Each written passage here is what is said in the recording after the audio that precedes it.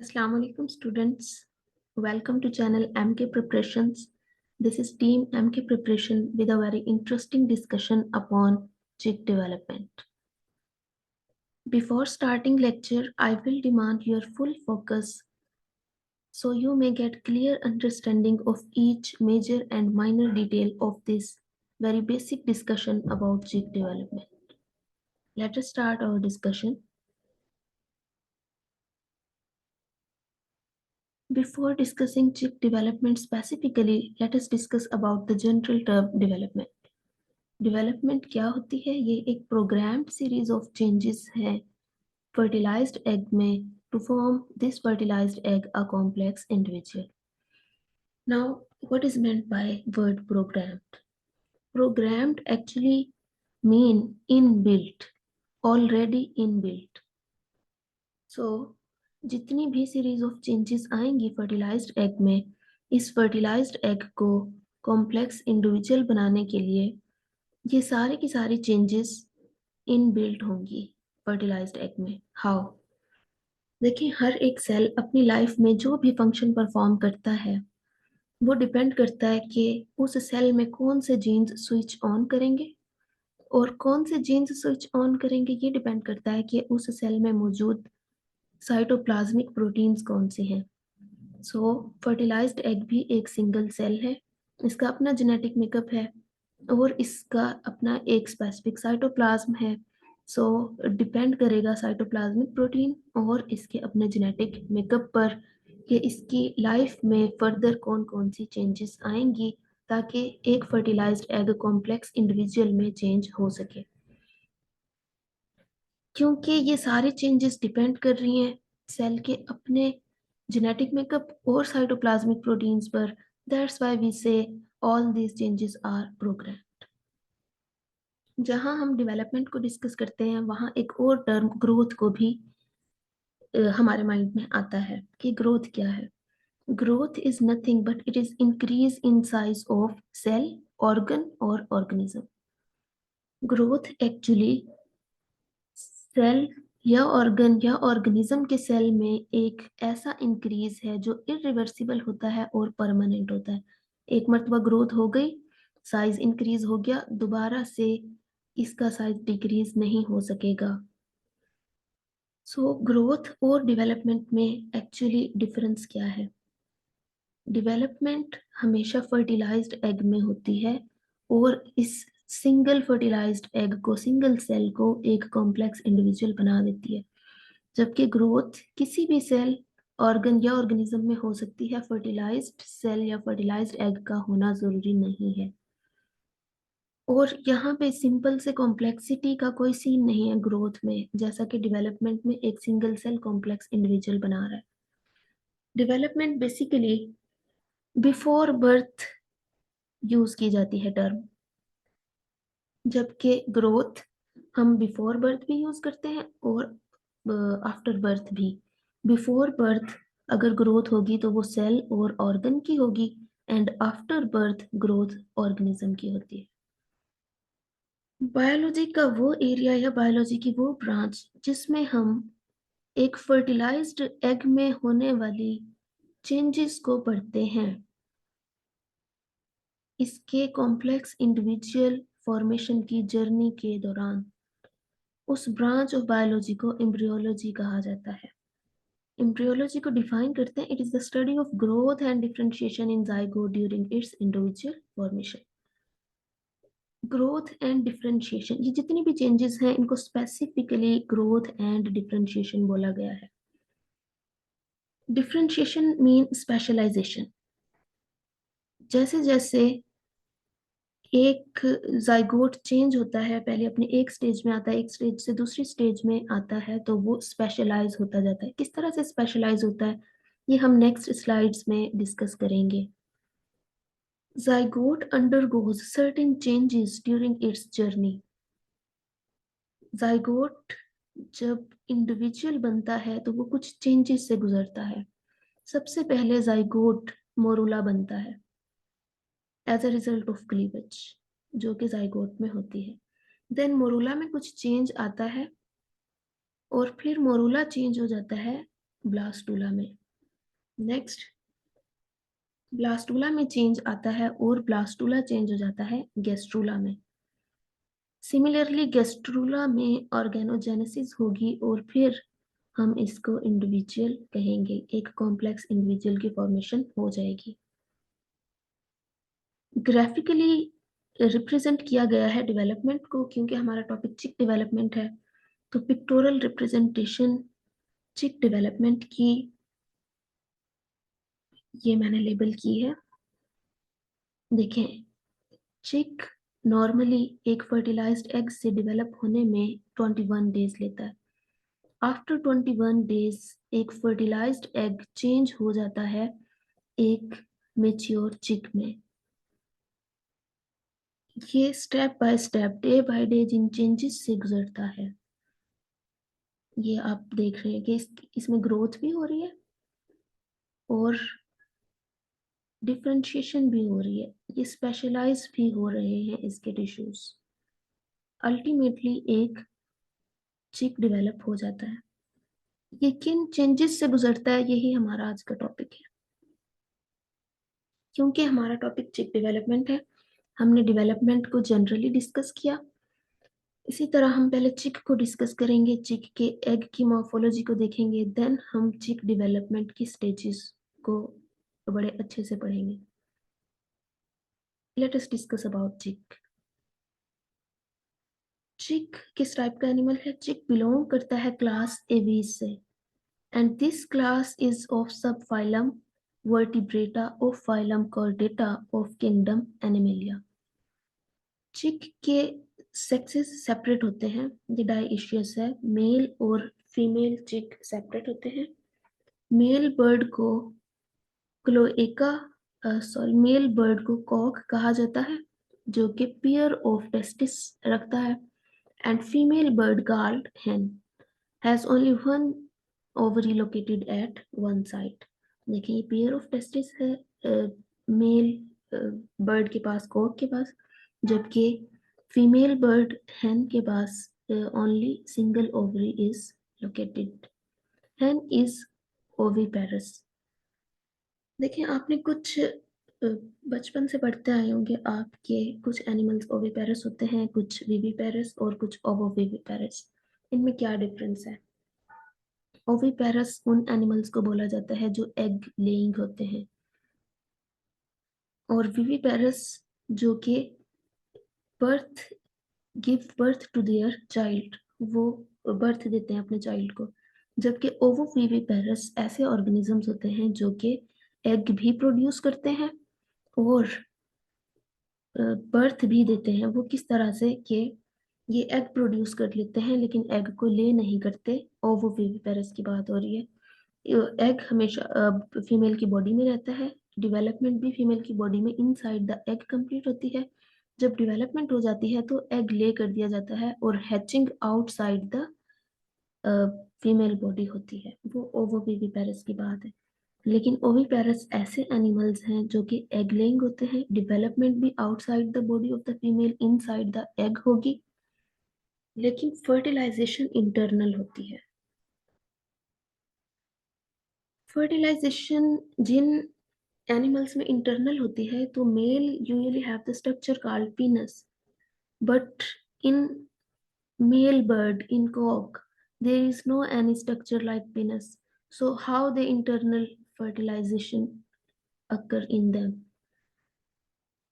Internal fertilisation के लिए एक स्पेसिफिक मैकेनिज्म, जिसे क्लोइकल किस बोला जाता है, वो होता है चिक के केस में, जिसमें cloaca of the male release sperm into the cloaca of the female. This specific copulation is known as cloacal kiss. Now let us discuss about chick egg.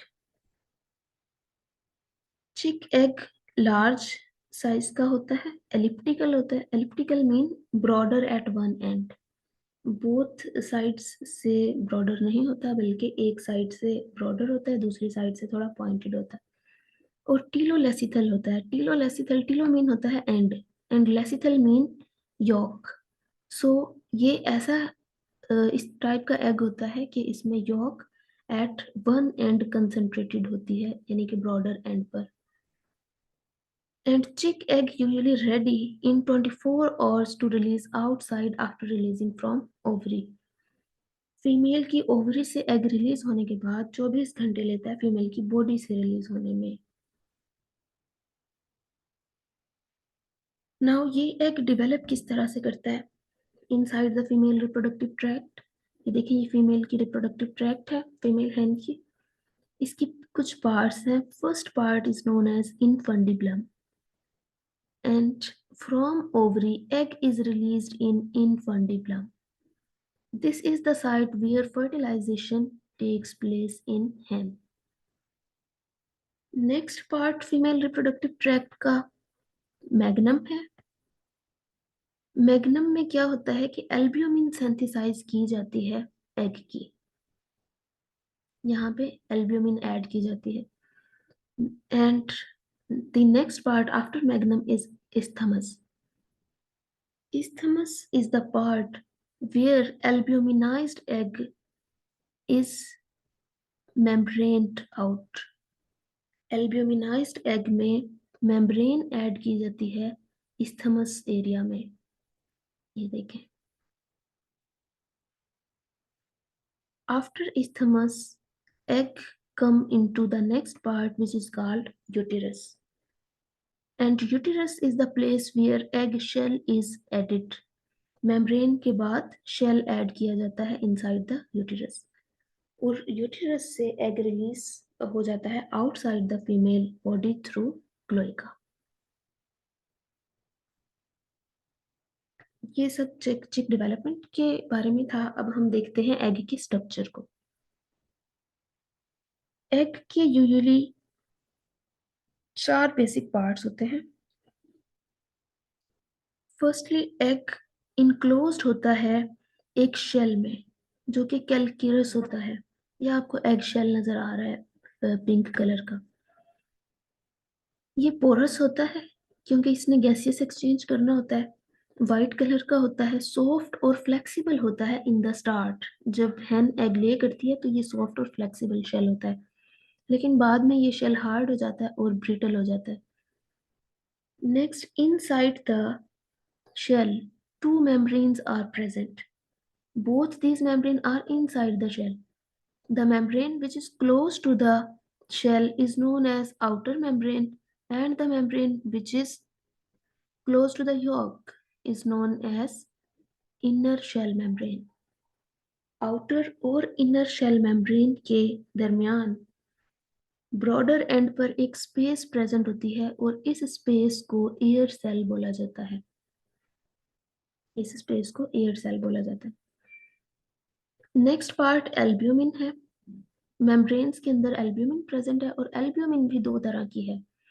Thick albumin close to the yolk and thin albumin which is closer to the shell. Albumin के बाद आपको एक और structure नजर आ रहा है जो कि वेल सेंटर्ड है और very prominent structure. This is yolk. Yolk is enclosed in a membrane known as Vitellin membrane. Yolk basically 50% water रखती है और इसमें फास्फोलिपिड्स और लेसिथिन प्रेजेंट होते हैं। एक बहुत ही इंपॉर्टेंट स्ट्रक्चर जिसे जर्मिनल डिस्क बोला जाता है वो प्रेजेंट होती है यॉक के ऊपर। ये देखें, ये जर्मिनल डिस्क आपको रेड कलर की नजर आ रही है। ये यॉक का एक छोटा सा एरिया है। जब आप एग को ब्रेक करते हैं तो आपको एक वाइटिश सा कलर का एक राउंड स्ट्रक्चर नजर आता है जो कि जर्मिनल डिस्क होता है। जर्मिनल डिस्क बेसिकली क्या है? ये एक यॉकी फ्री साइटोप्लाज्म है surrounding the nucleus present at the top of the yolk. देखें, एग एक सिंगल सेल है। जैसे कि सिंगल सेल के 3 स्ट्रक्चर होते हैं, membrane, cytoplasm and nucleus, 3 basic structures होते हैं। तो सिमिलरली एग के भी यही बेसिक स्ट्रक्चर्स हैं क्योंकि एग भी एक सिंगल सेल है। मेम्ब्रेन भी इसमें प्रेजेंट है, outside the membrane shell present है, मेम्ब्रेन के अंदर जितने भी एल्ब्यूमिन है ये सारा इसका साइटोप्लाज्म है, यॉर्क भी साइटोप्लाज्म है। साइटोप्लाज्म के दो पार्ट है, एक यॉर्क और एक एल्ब्यूमिन। जर्मिनल डिस्क के बाहर भी साइटोप्लाज्म प्रेजेंट है जो कि यॉर्की फ्री एरिया होता है। सो यही वो एरिया है जर्मिनल डिस्क जहां पर एम्ब्रियो फॉर्मेशन स्टार्ट होगी। कैसे, ये हम अपने नेक्स्ट स्लाइड में डिस्कस करेंगे। यॉर्क और जर्मिनल डिस्क के अलावा आपको कुछ और स्ट्रक्चर नजर आ रही है, cord like structure, twisted structures. इनको बोला जाता है ग्लेजा। ये म्यूसिन प्रोटीन की बनी हुई होती है। जी, तो एग का स्ट्रक्चर हम लोग डिस्कस कर चुके हैं। नेक्स्ट आ जाते हैं चिक डेवलपमेंट की स्टेजेस की तरफ। एक और बात कि जब एग रिलीज होता है वो बेसिकली एम्ब्रियोनिक स्टेज में होता है। कैसे, ये अभी हम डिस्कस करते हैं। सो चिक को डेवलप होने के लिए टेम्परेचर चाहिए। एग को डेवलप होने के लिए 36 टू 38 डिग्री सेल्सियस, और ये टेम्परेचर प्रोवाइड किया जाता है या तो मदर हैन से और इंक्यूबेटर से। Steps of chick development from fertilised egg. First step में क्लीवेज होती है और क्लीवेज के रिजल्ट में एक स्टेज बनती है मोरूला। जाइगोट सबसे पहले चेंज होता है और कौन सी स्टेज बनाता है, मोरूला स्टेज। नेक्स्ट मोरूला में फिर चेंजेस आते हैं और नेक्स्ट अब जब चेंज आ जाएगा तो मोरूला ब्लास्टूला बन जाएगा। क्या चेंज आता है ये हम डिस्कस करते हैं वन बाय वन। ब्लास्टूला में फिर से चेंज आएगा और ब्लास्टूला गेस्ट्रूला में चेंज हो जाएगा। नाउ गेस्ट्रूला में अगेन चेंज आएगा और नोटोकॉर्ड फॉर्मेशन होगी। देन स्पेशलाइजेशन और डिफरेंशिएशन चल रही है, सोमाइट्स बनेंगे, सिलोम बनेगी और फिर नर्वस सिस्टम बनेगा। ये कुछ स्टेजेस हैं। देन एक्स्ट्रा एम्ब्रियोनिक मेम्ब्रेन्स बनेंगी और इसके बाद चिप डेवलप हो जाएगा।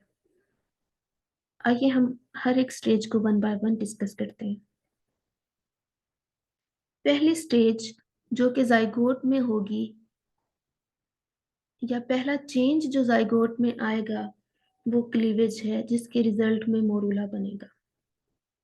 क्लीवेज बेसिकली क्या है, cleavage series of mitotic divisions in a discoidal disc. Germinal disc को डिस्कॉइडल डिस्क भी बोला जाता है। ये देखें, यॉर्क का जो हमने देखा था स्ट्रक्चर ऑरेंज रेड कलर में, ये व्हाइटिश सा स्ट्रक्चर प्रेजेंट होता है। बेसिकली वहां पे प्रोमिनेंट करने के लिए आपको ऑरेंज रेड कलर दिखाया गया था। ये ब्लास्टो डिस्क है, सॉरी ये डिस्कॉइडल डिस्क है, और यहीं से डिवीजन स्टार्ट होगी। एम्ब्रियो फॉर्मेशन यहीं से स्टार्ट होगी, और जो डिवीजन होती है वो इसमें मीरोब्लास्टिक टाइप की होती है। मीरोब्लास्टिक का मतलब है कि सिर्फ डिस्कॉइडल डिस्क में डिवीजन होगी, यॉर्क में डिवीजन नहीं होगी, सिर्फ इस एरिया में डिवीजन होगी। किस पैटर्न से क्लीवेज होती है, देखिए अगर हम इस डिस्कॉइडल डिस्क को सेपरेट कर लेते हैं, ये let's suppose firstly there is vertical plane of division. सबसे पहले वर्टिकल डिवीजन होगी और इस एक सेल से दो सेल बन जाएंगे। Again vertical plane of division से हर एक सेल में वर्टिकली डिवीजन होगी और 2 से 4 सेल बन जाएंगे। तीसरे नंबर पे हॉरिजेंटल प्लेन में डिवीजन होगी हर एक सेल में, हर एक सेल 2 सेल में डिवाइड होगा और टोटल 8 सेल बन जाएंगे। पहले दो वर्टिकल डिवीजन, तीसरी हॉरिजेंटल डिवीजन, और उसके बाद इरेगुलर डिवीजन स्टार्ट हो जाएंगी और उससे इरेगुलर मैस ऑफ सेल बनेगा, मजीद डिवीजन्स होंगी और एक मजीद बड़ा एक मैस ऑफ सेल बन जाएगा। इस मैस ऑफ सेल को मोरूला कहा जाता है और इसमें मौजूद हर एक सेल को ब्लास्टोमेयर बोला जाता है। सो क्लीवेज हुई डिस्कॉइडल डिस्क में, इसके रिजल्ट में ब्लास्टोमियर्स बने हैं। ब्लास्टोमियर के मैस को मोरूला कहा जाता है। ये फर्स्ट स्टेज है डेवलपमेंट की। तो मोरूला किस तरह का स्ट्रक्चर है, मोरूला को देखते हैं। Morula basically mass of blastomere तो है ही, और मोरूला स्टेज में आकर अब हम इसको डिस्कॉइडल डिस्क की बजाय ब्लास्टोडिस्क बोलेंगे। ब्लास्टोडिस्क ऐसा स्ट्रक्चर है जो कि ब्लास्टोमियर्स पर मुश्तमिल है। डिस्कॉइडल डिस्क में ब्लास्टोमेयर्स प्रेजेंट नहीं थे, जबकि ब्लास्टोडिस्क में ब्लास्टोमेयर्स प्रेजेंट हैं। ये देखिए, अगर डिस्कॉइडल डिस्क को सेपरेट कर लिया, इसमें डिवीजन हुई, क्लीवेज हुआ, और फिर उसके बाद मोरूला स्टेज बनी, और इस मोरूला का एक ट्रांसवर्स सेक्शन देखते हैं। ये स्लाइड से कट किया हुआ है। ट्रांसवर्स सेक्शन किस तरह का आएगा? दरमियान में आपको कुछ सेल नजर आएंगे और कोई सेल है जो कि यॉक के साथ कनेक्टेड है। ऐसा एरिया जहां पे ब्लास्टोमियर कनेक्टेड होता है यॉक के साथ, इस एरिया को मार्जिनल जोन या जोन ऑफ जंक्शन बोला जाता है।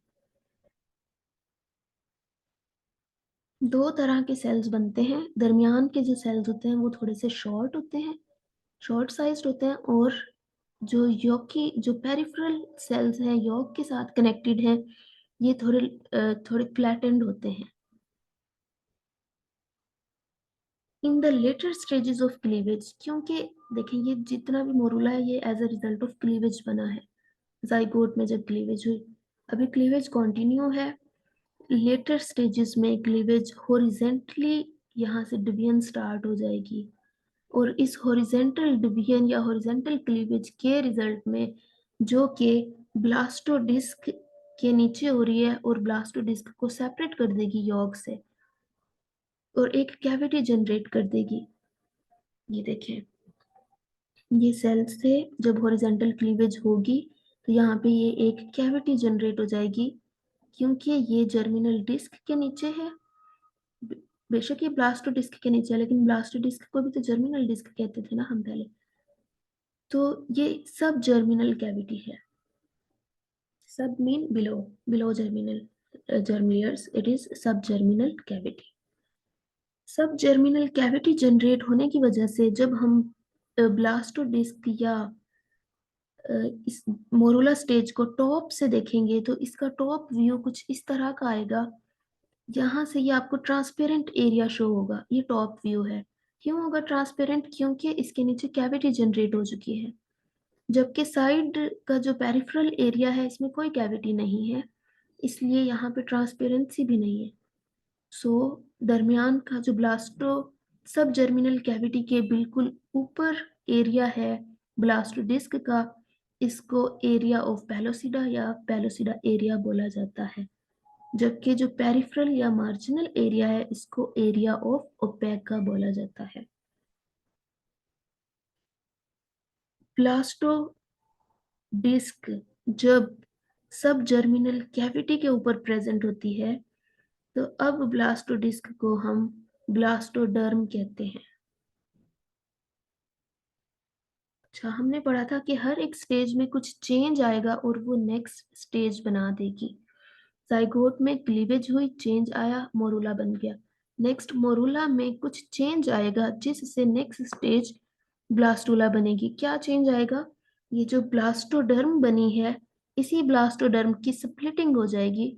इस स्प्लिटिंग के रिजल्ट में दो लेयर्स बन जाएंगी, और स्प्लिटिंग के रिजल्ट में दो लेयर्स के साथ दरमियान में कैविटी भी बनेगी जिसको ब्लास्टोसील कहेंगे, और उस स्टेज को हम ब्लास्टूला स्टेज कहेंगे।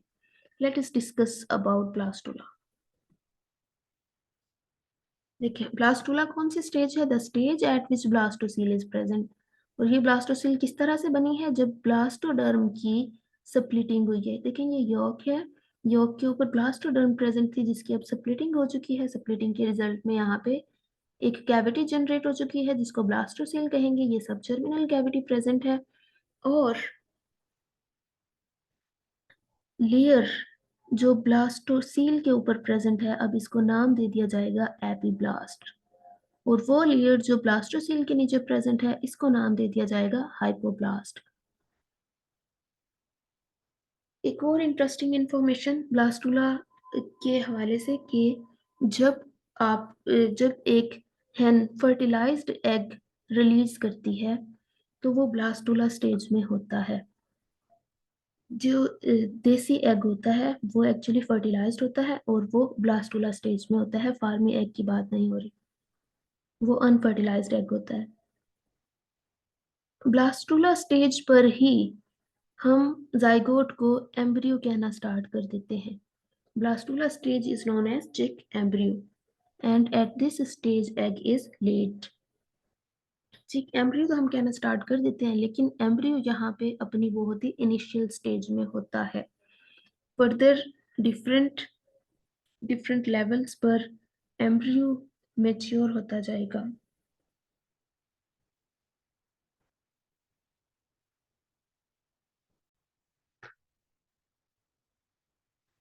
जी, तो ब्लास्टुला स्टेज बन चुकी है और ब्लास्टुला स्टेज में दो लेयर्स आपको नजर आ रही हैं, एपिब्लास्ट और हाइपोब्लास्ट। एपिब्लास्ट को प्रीजम्प्टिव एक्टोडर्म बोला जाता है। प्रीजम्प्टिव का मतलब है फर्जी। ये फर्जी एक्टोडर्म है क्योंकि इसने आगे जाकर एक्टोडर्म बनानी है। और एपिब्लास्ट में यूजुअली एक्टो और मेसो दोनों, ectoderm as well as mesoderm दोनों लेयर्स के सेल्स प्रेजेंट होते हैं। Then hypoblast is presumptive endoderm. Hypoblast ने आगे जाकर एंडोडर्म बनानी है। ये था ब्लास्टुला के बारे में। हम पढ़ रहे हैं कि हर एक स्टेज में कुछ चेंजेस आती हैं जिसके रिजल्ट में वो नेक्स्ट स्टेज में कन्वर्ट हो जाता है। मोरूला में चेंज आता है तो वो ब्लास्टुला बनता है, और ब्लास्टुला में चेंज आएगा अब वो गेस्ट्रुला स्टेज बन जाएगी। ब्लास्टुला में क्या चेंज आएगा, ये एपिब्लास्ट में एक्चुअली चेंज आएगा।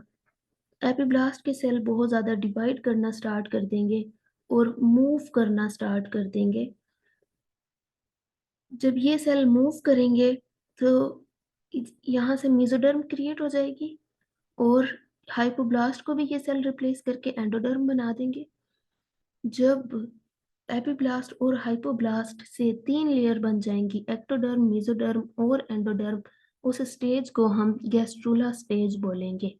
गैस्ट्रुला वो स्ट्रक्चर होता है जिसमें तीनों लेयर्स प्रेजेंट होती हैं। Late us discuss about gastrula.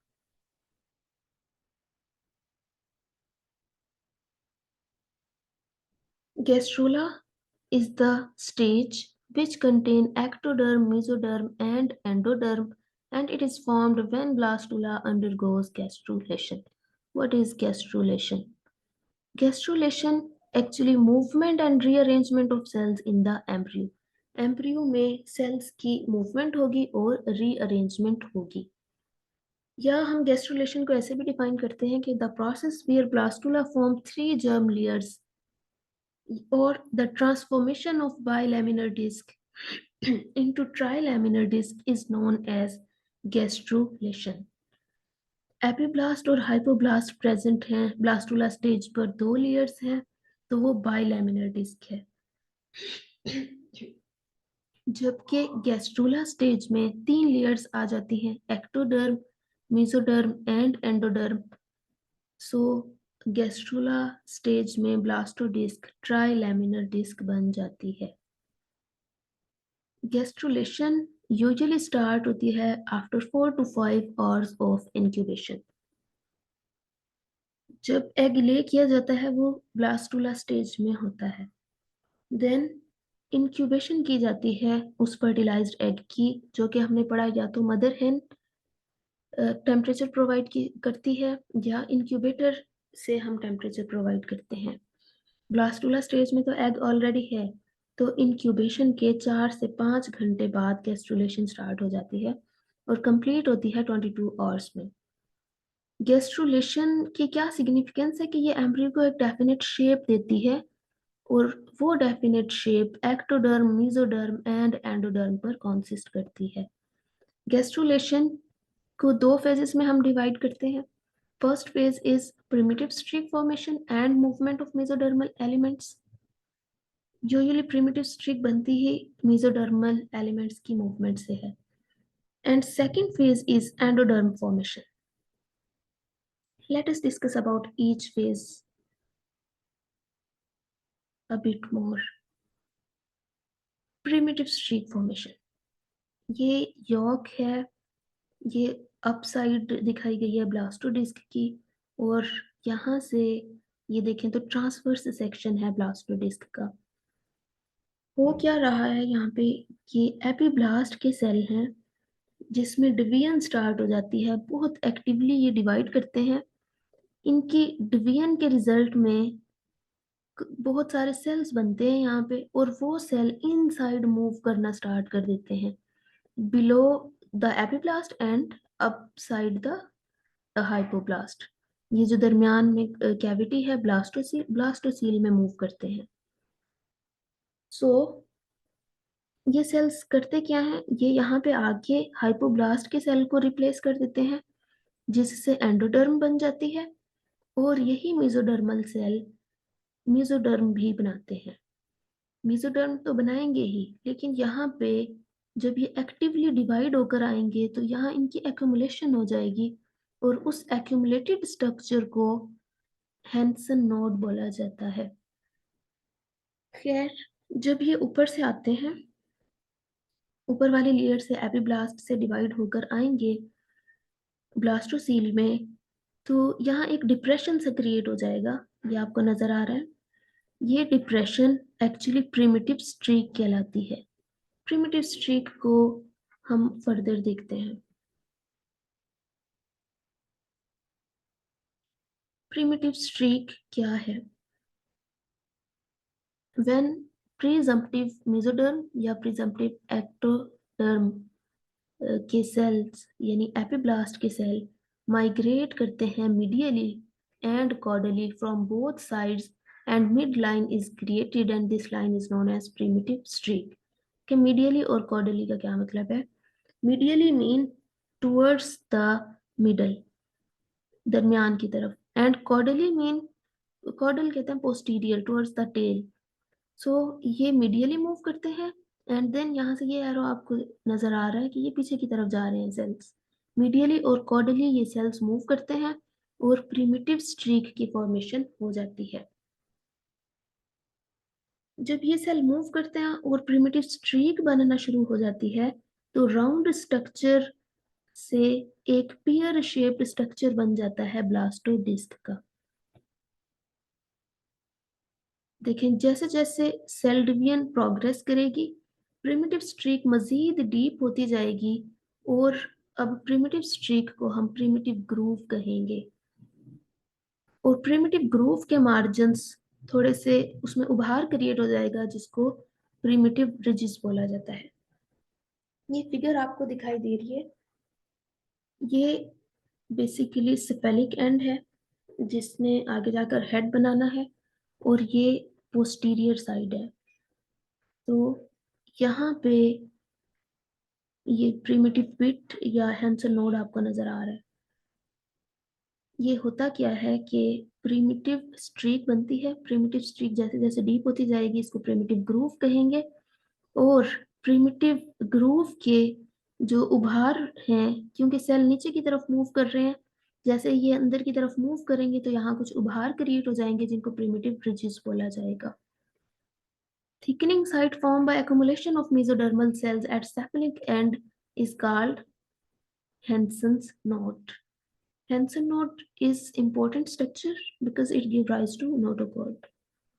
Invagination of Hansen node form primitive pit. Hansen node में एक डिप्रेशन सा क्रिएट होता है, जिसको प्रिमिटिव नोड प्रिमिटिव पिट बोला जाता है। Primitive streak opening is known as the blastopore.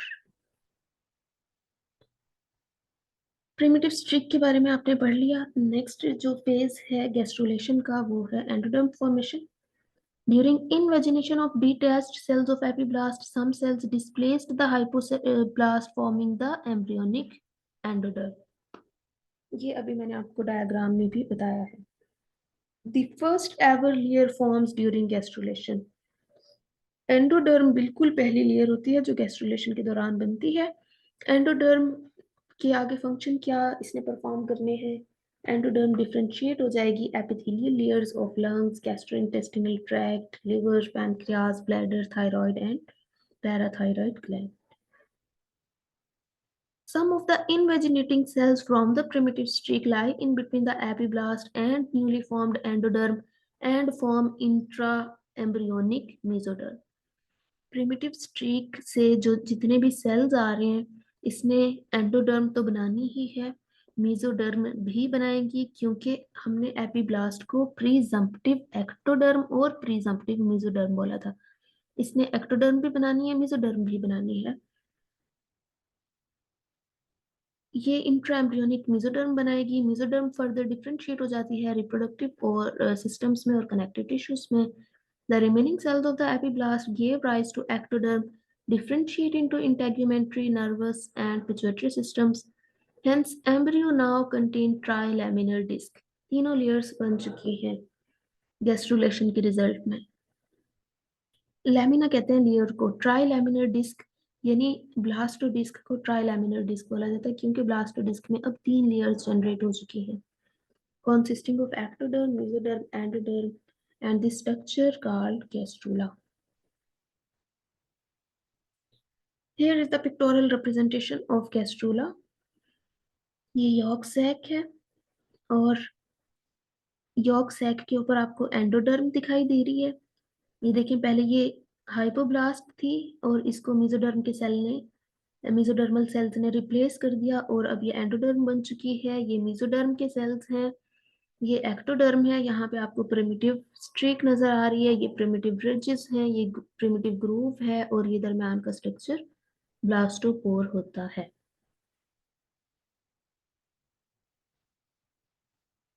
Next है जी नोटोकॉर्ड फॉर्मेशन। नोटोकॉर्ड बेसिकली क्या है? अभी प्रिमिटिव पिट और हैंसन नोड हमने पढ़ा, बना है प्रिमिटिव स्ट्रीक फॉर्मेशन के दौरान। यही जो प्रिमिटिव नोड है या प्रिमिटिव पिट है, इसको हैंसन नोड भी बोला जाता है, प्रिमिटिव नोड भी बोला जाता है, और इसमें जो डिप्रेशन है इसको प्रिमिटिव पिट बोला जाता है। यहीं से कुछ सेल अराइज होंगे और वो बैकवर्ड मूव करना स्टार्ट कर देंगे टुवर्ड्स द टेल, और यही सेल्स बाद में नोटोकॉर्ड बनाएंगे। नोटोकॉर्ड सडन तो नहीं बनाएंगे, डायरेक्ट तो नहीं बनाएंगे, बल्कि कुछ प्रोसेसेस बनेंगे पहले और उसके बाद डेफिनेटिव नोटोकॉर्ड बनेगी। कैसे बनेगी आइए देखते हैं। Cellular cord which extends between the primitive node and precaudal plate is known as notocaudal process. सबसे पहले प्रिमिटिव नोड से कुछ सेल अराइज होंगे और एक सेल की रस्सीनुमा एक स्ट्रक्चर बन जाएगी सेल्स की, जिसको नोटोकॉडल प्रोसेस कहेंगे। और ये कहाँ तक एक्सटेंड करेगा ये स्ट्रक्चर? प्रीकॉर्डल प्लेट तक। प्रीकॉर्डल प्लेट क्या है? ये एक्चुअली स्मॉल सर्कुलर एरिया है कोलमनर एंडोडर्मल सेल्स का, जहां एंडोडर्म और एक्टोडर्म मीट करती हैं। ये बात आपने याद रखनी है कि जो नोटोकॉर्ड बन रही है ये एंडोडर्म से ऊपर और एक्टोडर्म के नीचे, जो ब्लास्टोसील आपने पढ़ी थी वहां पे बनती है ये वाली स्ट्रक्चर। ये ऊपर से नजर नहीं आ रही होती। प्रीकॉर्डल प्लेट का पता चल गया, प्रीकॉर्डल प्लेट तक जाकर नोटोकॉर्ड स्टॉप हो जाएगी। नेक्स्ट देखते हैं, नोटोकोडल प्रोसेस कैनालाइज्ड होता है टू फॉर्म नोटोकोडल कैनाल। अब जो नोटोकोडल प्रोसेस बना है, ये देखें, ये नोटोकोडल प्रोसेस है। इस नोटोकोड के अगर लॉन्गिट्यूडनल एक्सिस से इसको डिवाइड कर दिया जाए, इसको डिवाइड करने के बाद इसके एरिया को यहाँ पे दिखाया गया है, इलोंगेटेड एरिया को, जो इसका साइड में बनेगा उसका ये फ्रंट व्यू है। देखिए, प्रीमिटिव पिट से नोटोकॉर्ड अराइज हुई है, तो प्रीमिटिव पिट से ही नीचे ये कैनलाइज होना स्टार्ट हो गई है, और ये कुछ कैनाल्स, ये जो एक कैनाल है ये फ्यूज हो रही है एंडोडर्म के साथ। जब ये फ्यूज होगी, इसकी फ्यूजन से यहाँ पे कुछ डीजनरेट होना स्टार्ट हो जाएंगी कुछ प्लेसेस पर, ये एंडोडर्म और नोटोकोडल कैनाल। इनके फ्यूज होने की वजह से यहाँ पे कुछ पोर्स जनरेट हो जाएंगे। ये पोर्स कहाँ पे ओपन होंगे? यॉर्क सैक में। लेकिन जो डेवलपिंग लेयर्स हैं, जो बन रही हैं स्ट्रक्चर्स, इनको फूड चाहिए। अभी ब्लड वेसल्स डेवलप नहीं हुई हैं, इनको फूड प्रोवाइड करेगा यॉर्क सैक। यॉर्क सैक को रास्ता चाहिए फूड प्रोवाइड करने के लिए। वो रास्ता इसको कहाँ से मिलेगा? ये नोटोकोडल कैनाल में जो ओपनिंग्स क्रिएट हुई हैं ये इसको रास्ता देंगी, और यही ओपनिंग की वजह से जो एक एमनियोन है जो डेवलपिंग एम्ब्रियो के ऊपर एक लेयर है, उससे कनेक्ट हो जाएगी यॉर्क सैक, ताकि यॉर्क सैक एमनियोन को फूड प्रोवाइड कर सके, और through the amnion food is provided to the developing embryo.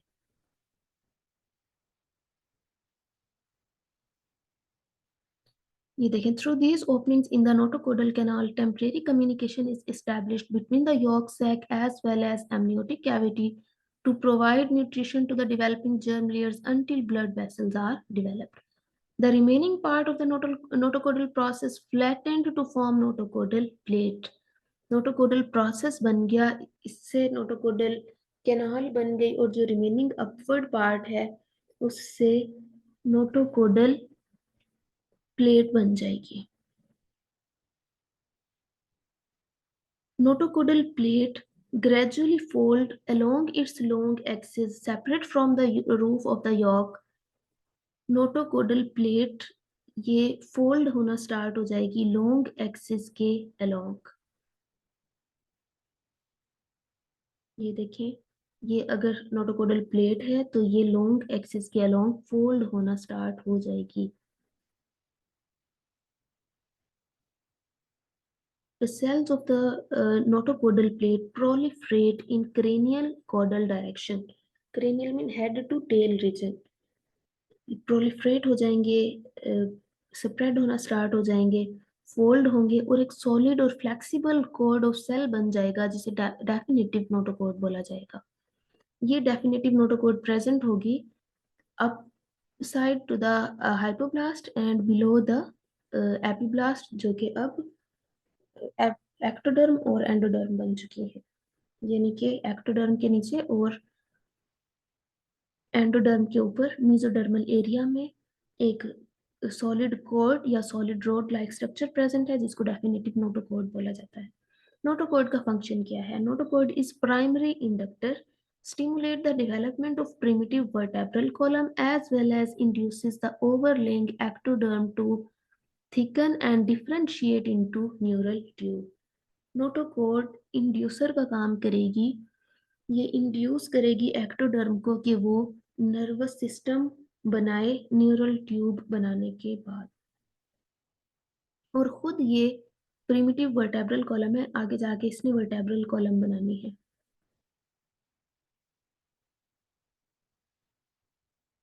देखिए, नोटोकोड बन चुकी है, ये नोटोकोड है। ये ट्रांसवर्स सेक्शन अगेन दिखाया हुआ है ट्राइलैमिनर डिस्क का, जिसमें ये आपको नोटोकोड नजर आ रही है। अगेन हम प्रीवियस डायग्राम पर जाते हैं।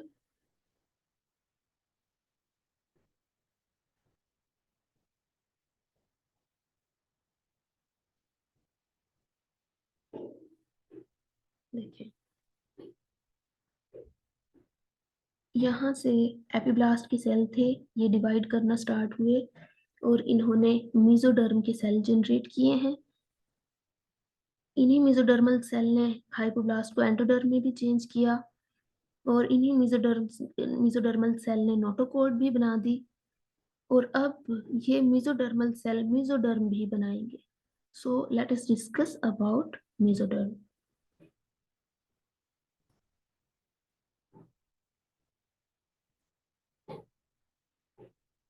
देखिए, intra embryonic mesoderm is divided into 3 regions. Mesoderm के 3 रीजन्स होते हैं। फर्स्ट रीजन जो कि नोटोकोड के साथ मौजूद है, इसको प्रेक्सियल मेसोडर्म बोला जाता है, और प्रेक्सियल मेसोडर्म के साथ इंटरमीडिएट मेसोडर्म प्रेजेंट है, और इंटरमीडिएट मेसोडर्म के साथ जो रीजन है, जो पेरिफेरल रीजन है, इसको लेटरल मेसोडर्म बोला जाता है। Paraxial mesoderm present close to the notochord, ये डिफरेंशिएट होती है। प्रेक्सियल मेसोडर्म का फंक्शन क्या है? ये कंडेंस होना स्टार्ट हो जाएगी और कुछ कंपार्टमेंट्स लाइक स्ट्रक्चर बना देगी, जिनको सोमैटोमियर बोला जाता है। सोमैटोमियर्स फर्दर डिफरेंशिएट होंगे और सोमाइट्स बन जाएंगे।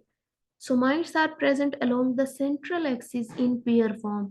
ये जो नोटोकोड के पीछे जा रही है, ये एक सेंट्रल एक्सिस है, तो सेंट्रल एक्सिस के अराउंड पेयर फॉर्म में प्रेजेंट होते हैं सोमाइट्स।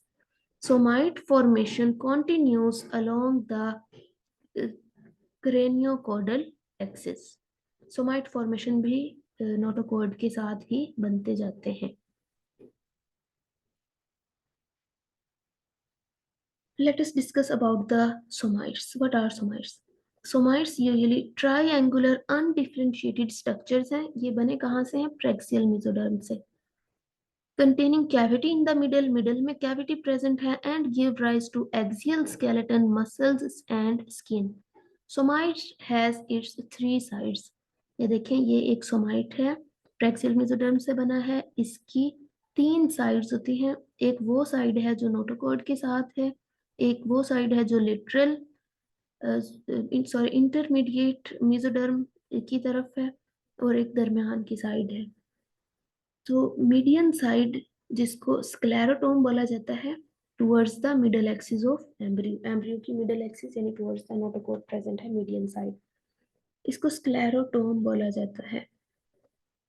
ये देखें, why it is called sclerotome? Because it is differentiated into ribs and vertebrae. Then lateral side dermatome बोला जाता है, जो कि towards the lateral region of the body है, और इसने डिफरेंशिएट होना है स्किन में। दरमियान की जो लेयर है, ये दरमियान की जो साइड है सोमाइट की, इसको बोला जाता है myotome, because it is differentiated into muscles.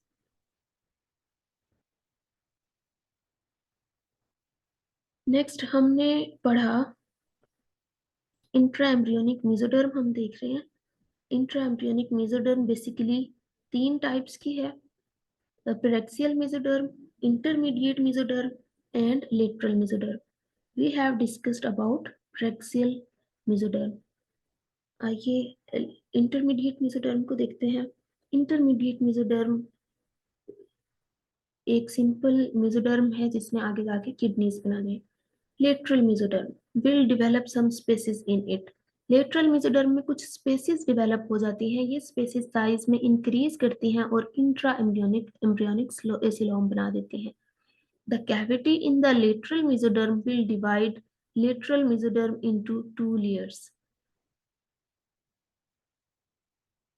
ये देखें, ये नोटोकॉर्ड है, ये प्रेक्सियल मेसोडर्म जो कि सोमाइट्स बना चुकी है। यहाँ से इंटरमीडिएट मेसोडर्म है और ये लेटरल मेसोडर्म है। लेटरल मेसोडर्म में एक कैविटी प्रेजेंट है जो कि आपको नजर आ रही है।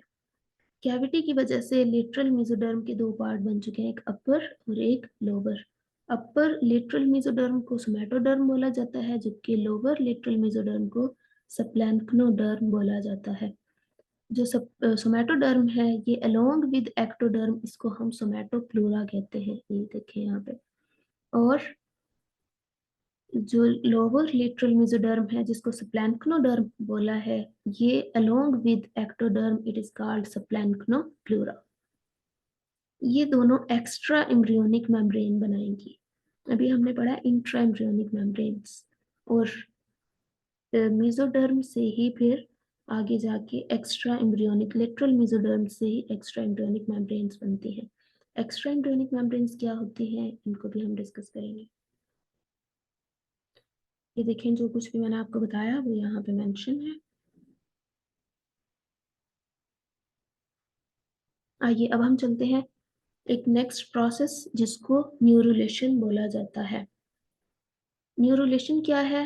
Neurulation is actually the formation of nervous system. देखें, अभी तक जाइगोट से जर्म लेयर्स डेवलप हो चुके हैं और उन जर्म लेयर्स में भी मेसोडर्म डिफरेंशिएट कर चुकी है, सोमाइट फॉर्मेशन हो चुकी है, नोटोकॉर्ड बन चुकी है। नेक्स्ट जो एक लास्ट इसमें मैकेनिज्म होना है वो है neurulation. Neurulation mean formation of nervous system. Nervous system की फॉर्मेशन नोटोकॉर्ड फॉर्मेशन के दौरान ही स्टार्ट हो जाती है। नोटोकॉर्ड हमने पढ़ा कि ये प्राइमरी इंडक्टर है, ये इंड्यूस करता है एक्टोडर्म की फॉर्मेशन को। तो जब नोटोकॉर्ड बनती है ये साथ साथ इंड्यूस कर रही होती है एक्टोडर्म को कि वो डेवलप कर जाए न्यूरल ट्यूब में। हाउ? एक्चुअली एक्टोडर्म थिक होना स्टार्ट हो जाती है एक्टोडर्म में जब थिकनिंग हो जाती है तो इस एक्टोडर्म को हम न्यूरल प्लेट का नाम देते हैं। ये न्यूरल प्लेट फिर फोल्ड कर जाती है और फोल्ड करने के बाद अब इसको हम न्यूरल ग्रूव का नाम देते हैं। देन यहाँ पे फ्यूजन होती है और फिर ये सेपरेट हो जाता है न्यूरल प्लेट का कुछ एरिया जिसको न्यूरल ट्यूब बोला जाता है।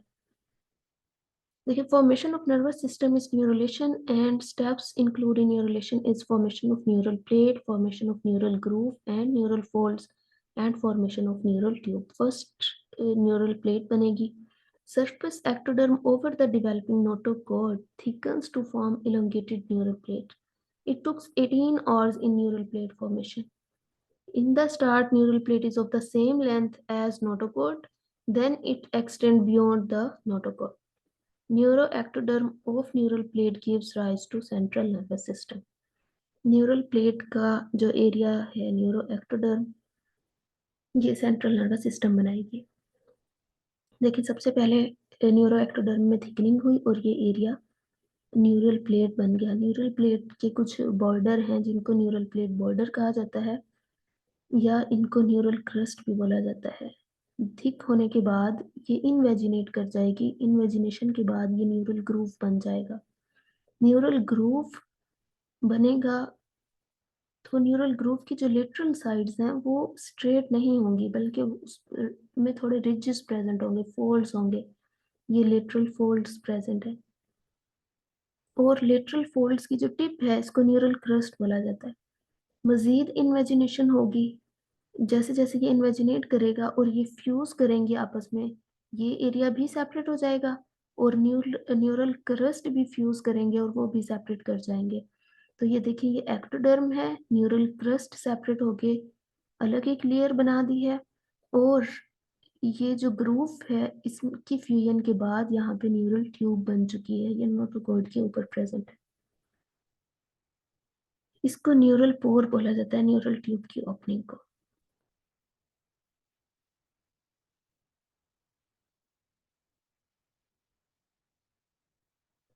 Neural groove, neural plate invaginate along the central axis to form a longitudinal median groove that is called neural groove. Raised lateral margins of the neural groove are neural folds. Tip of the neural folds aligned with specialized neuroectodermal cells, which is called neural crust cells, which form peripheral nervous system. Neural crest peripheral nervous system बनाएगा जबकि neural tube central nervous system बनाएगी और neural tube का जो anterior पोर होता है वो brain बनाता है जबकि पोस्टीरियर पोर स्पाइनल कॉर्ड बनाता है। फ्यूजन होती है, neural fold move toward each other, convert the groove neural plate into neural tube. Fusion of neural folds in cranial caudal direction. Soon neural fold meet. Neural tube gets separated from the ectoderm. Anterior and posterior neurospores are formed which give rise to brain and spinal cord respectively. Neural tube formation हो चुकी है। Next हमने दो layers पढ़ी हैं, एक स्प्लेनोप्लूरा और एक सोमेटोप्लूरा। ये दोनों लेयर्स एक्स्ट्रा एम्ब्रियोनिक मेम्ब्रेन बनाते हैं। तो ये किस तरह बनाते हैं? जो सोमेटोप्लूरा है ये कोरियोन बनाती है। कोरियोन आउटर मोस्ट लेयर है जो कि सराउंड करती है, जो कि बिलो द शेल प्रेजेंट होती है और ये गैसियस एक्सचेंज करवाती है एम्ब्रियो को। एक और लेयर आपको नजर आ रही है, allantois. Allantois is the layer for the collection of waste materials. क्योंकि चिक एम्ब्रियो है, इसको फूड चाहिए तो ये वेस्ट भी प्रोड्यूस करेगा जो कि एलेंटॉइस लेयर के थ्रू एलिमिनेट किया जाता है। एक और लेयर है जिसको यॉक सैक बोला जाता है। ये न्यूट्रिएंट्स प्रोवाइड करती है, इसमें ब्लड वेसल्स जनरेट हो जाते हैं जो कि डेवलपिंग एम्ब्रियो को फूड प्रोवाइड करती हैं। इसी तरह से डेवलपिंग एम्ब्रियो इनक्लोज्ड होता है एक लेयर में जिसको एमनियोन बोला जाता है। ये एमनियोन प्रोटेक्शन प्रोवाइड करता है डेवलपिंग एम्ब्रियो को। एमनियोन में एमनियोटिक फ्लूइड होता है जो कि इसको एब्रेशन से यानी रगड़ से और किसी भी डैमेज से बचाता है। यहाँ तक हमारा लेक्चर खत्म हुआ। आई होप आपको बहुत कुछ सीखने को मिला होगा और बेसिक आपके क्लियर हो चुके होंगे। There is very much more about this lecture, but this today's video is about basic discussion of chip development.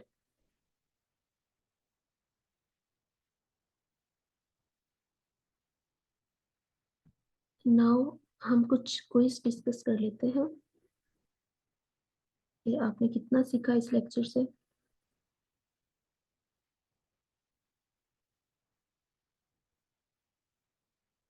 Chick egg fertilization occurs in infundibulum, isthmus, magnum और oviduct। तो ये infundibulum में होती है। Next, blastomeres form as a result of, blastomere कैसे बनते हैं? These are formed as a result of gastrulation. Hansen node is formed gastrulation, cleavage, notochord formation और neurulation. तो ब्लास्टोमियर बनते हैं as a result of cleavage. Next है Hansen node is formed by ectodermal cell, mesodermal cell, ectodermal cell और none. हमने पढ़ा था कि mesodermal cell की cephalic end पर accumulation हो जाती है जिससे Hansen node बनता है. Splanchnomesoderm along with dash layer forms splanchnoplura. So along with endoderm it forms splanchnoplura. Notochordal process is stopped by primitive pit, precaudal plate, cloacal membrane, Hansen node. So it is stopped by precaudal plate. Precaudal plate क्या थी? जब endoderm और ectoderm एक point पर मिलते हैं तो वहां पे एक थिकनिंग सी क्रिएट हो जाती है जिसको सर्कुलर थिकनिंग होती है जिसको प्रीकॉर्डल प्लेट बोला जाता है। यहाँ पे एक वीडियो एनिमेशन है, देखिए आपने इसमें देखा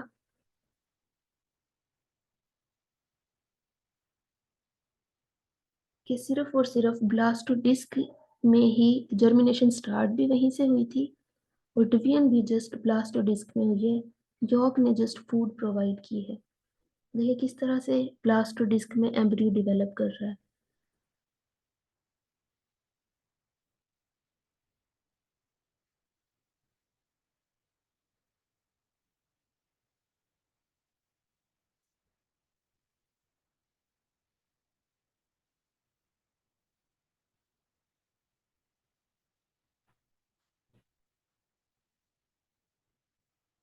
Okay students, this was all about chick development.